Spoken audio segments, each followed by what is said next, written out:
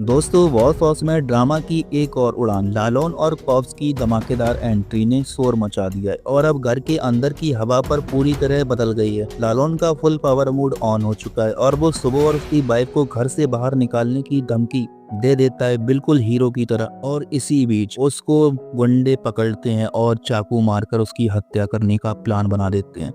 और ये सब के पीछे बिपाशा है। आइए जानते हैं पूरी कहानी क्या है और कैसे लालौन का एंड होगा। लालौन कमांडिंग टोन में घर में सबसे कहता है, सुबह ये घर तुम्हारे नहीं है, चलो अब अपना छत ढूंढो कहीं और। दोस्तों सुबह की वजह से सभी की नींद उड़ गई है और अब वो अपने फैमिली मेंबर्स पर इल्जाम लगाकर स्ट्रेस का सामना कर रहा है। सुबह घबरा कर कहता है, अंजना और बबलू ने अपने भाई के साथ दिया, ये कैसे हो सकता है। सुबह अपनी इज्जत के लिए तैयार हो जाता है कि वो घर छोड़ दे, पर एक प्रॉब्लम है, बिपाशा और लाल की जिंदगी का स्ट्रगल। इन दोनों को तो बॉस वॉस की लग्जरी छोड़ना ही नहीं है, वो अपने कंफर्ट के लिए हर कुछ करने को तैयार हैं। तो दोस्तों बिपाशा का असली चेहरा अब सामने आता है और वो अपने हस्बैंड सुबह को बैक स्टेप करने का प्लान बना लेती है। क्या बिपाशा सच में अपने फैमिली के लिए कुछ कर सकती है?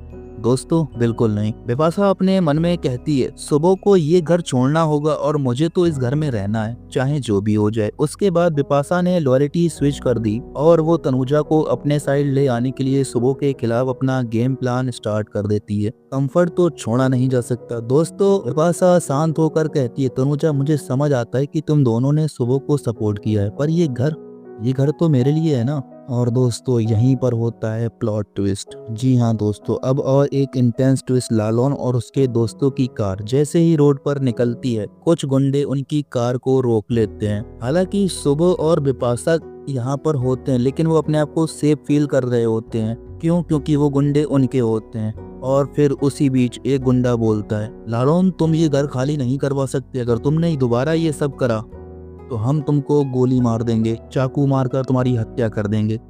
और तभी लालौन बोलता है, क्या कहा? ये घर मेरा है और तुमसे किसने कहा कि ये खाली नहीं करवा सकते? गुंडे बोलते हैं कि हम इस घर पर कब्जा करेंगे और ये कब्जा तभी मुमकिन है जब यहाँ वकील साहब रह पाएंगे। दोस्तों साफ साफ दिखाई देता है कि बिपाशा और शुभ ने क्या ड्रामा रचा। और इसी बीच अचानक एक गुंडे का चाकू निकालते हुए लालौन के पेट के पास रखकर पूरी बात करते हुए बस अपना हाथ हटाता ही है, लेकिन इतने में उसका चाकू लालौन के पेट में घुस जाता है और वहाँ सभी लोग घबरा जाते हैं। क्यों? क्योंकि बिपाशा और लाल और सुप ये सब नहीं चाहते थे कि ये सब उनके सामने हो और बीच रोड पर हो, शक ना हो। लेकिन गुंडों ने वही काम किया, बीच रोड पर किया, सबके सामने किया। और अब ये सब क्या है, क्या होगा, यही सब उनके दिमाग में चल रहा होता है। लेकिन इतने में जनक और छोटौन उनके साथ होते हैं। वो जल्दी हॉस्पिटल पहुंचाकर लालौन को इमीडिएटली उसका इलाज शुरू कर देते हैं। दोस्तों ये लाइफ और डेथ का केस बन जाता है और जितना टेंशन हो रही है वो इतना एक्साइटमेंट ड्रामा हो सकता उतना हो रहा है।